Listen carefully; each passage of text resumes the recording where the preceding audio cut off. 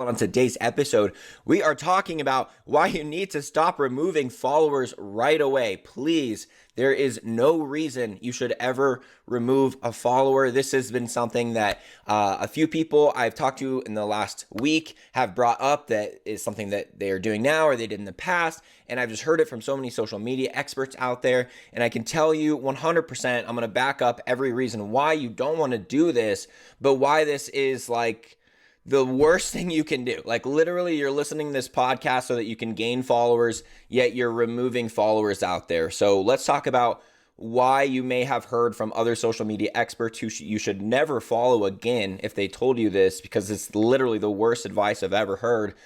Why you should never follow them again and why it doesn't make sense. Okay, the reason why they say this is because you can fix your engagement percentage doing that. All right, let's talk about engagement percentage first.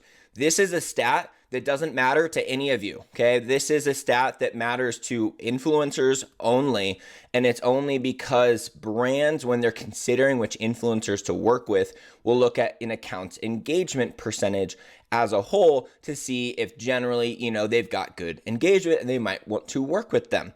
If you are a business that doesn't sell advertising on your page and you're just a company that posts about your own stuff, there's literally no one that will ever analyze what your engagement percentage is besides yourself. So what some people will do, like for an example, let's say you have 10,000 followers and you're getting about 300 likes per post, and you say, you know what, I really want to get my engagement up. I'm going to remove some of these followers because engagement percentage is calculated by average amount of engagements divided by total followers. So rather than influencing the top number, I'll just remove followers. So then you remove 1,000 followers, and now you're down to 9,000, and now you're getting 300 likes per 9,000 followers.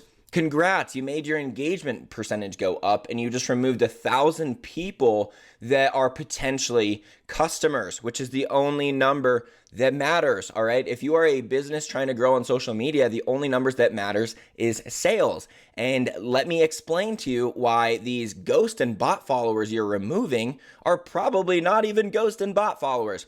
If an account has no profile picture and 0 posts, does it mean they're a bot?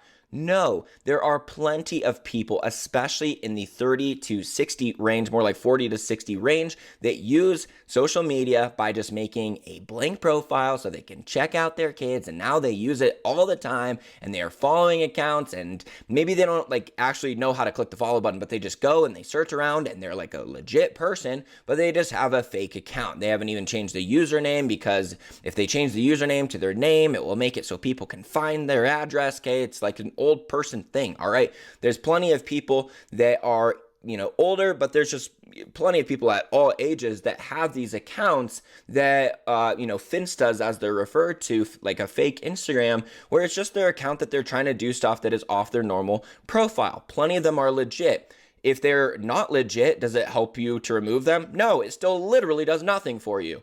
When you're like, oh, they're a bot, I removed them, now they can't affect your account.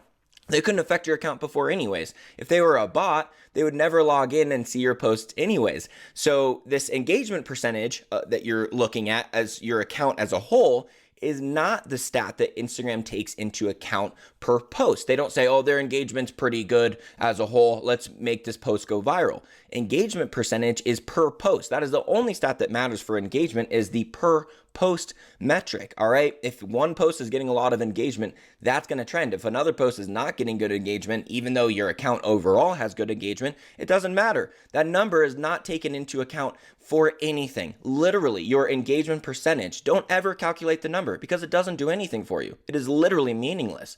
If you're not getting sales, that's all that matters, okay? So to put into perspective, I have a bunch of people who buy my coaching programs who have never followed me on Instagram. And you're out here removing people who follow you on Instagram just because they don't like your post.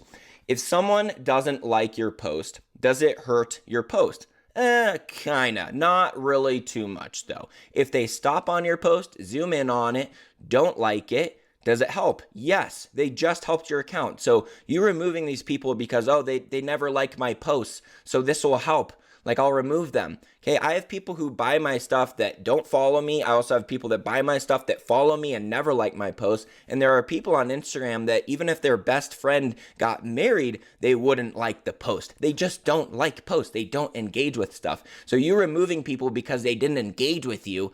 You're removing people who might buy something just because you're like, now I fixed my vanity metric that only I'm looking at. Okay, that's why it's driving me crazy. Like some episodes, I can just like tell it to you straight. Hey guys, make sure you remove the followers. This is just one that, like, I heard a nightmare story where someone told me they hired an agency and the first thing they did was remove all of their, bot and ghost and unengaging followers as if their engagement metric was what they were hired to do. You are hired to get sales, okay? You are a social media marketer and it doesn't do anything for you, okay? If they're a ghost or a bot, one, you don't know, so you're likely removing a real person. If they are an actual bot, they won't affect you at all. In fact, they are helping you by adding to your follower number, because the bigger your following number, the better. It's just branding, okay? Of course you're going to trust someone with more followers, even if the engagement doesn't match up. That is in your head, okay? If you're like, well, don't people, like, they see the number of followers and the likes and then, like, all of a sudden you're not credible?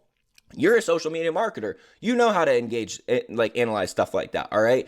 The average person is not going to look into it nearly as much as you, not even a fraction, okay? They're not looking at your engagement percentage. Like, oh, wait, maybe their products aren't good because they're getting less likes than I thought. Oh my God, I thought this company had an awesome solution. I was going to buy their stuff, but now I can see if they were getting, on average 20 likes more per post, I'd buy their stuff. Can you see what I'm talking about? Like, you're literally making decisions for situations that will never happen. Where on the other side of, I wonder if this person who chose to follow me actually wants to follow me. That's a lot more likely, all right, than any of these other scenarios. Now, there's only one situation that you should remove someone, and that is they are harassing you. And I've talked to a lot of girls out there who like to just remove every guy that follows them because you think they're being creepy, all right? That's on you if you want to do that. But if these guys are following you and liking your post and stopping on it, are they helping? Yeah, they're helping a lot, okay? So unless they are actually harassing you and reaching out and commenting creepy things, they're probably not a creep. They're probably just a dude, and maybe they actually like what you're talking about, not just because they're following you because of your looks or whatever, okay? There are plenty of bikini models for them to follow because of their looks. If you're not doing that game, they're probably not following you for creepy reasons like you think, all right? So if you got 90% creepy guys and they're all liking your posts, fuck yeah, that's a great account, okay? You're going to do a lot better than just you having these ideas in your mind that they're, oh my God, what's going to happen? What are they doing? They're not doing anything, all right? Like, you're a business and you're just a girl, and it's like, it's not a big deal, all right? So remove them. If they actually be creepy, sure, that's a different case, but you're hurting your followers. Like, the name of the game is like, first step, get over 1,000 followers, then get over 10,000 followers. Instagram unlocks a bunch of features over 10,000 followers, and regardless of how many of those people engage or they are actually real, doesn't matter. You get a bunch more features, including the ability to get paid on Reels once you get over 10K. So if you're going to listen to a podcast about how to grow your following, stop removing your followers, okay? It's so counterproductive.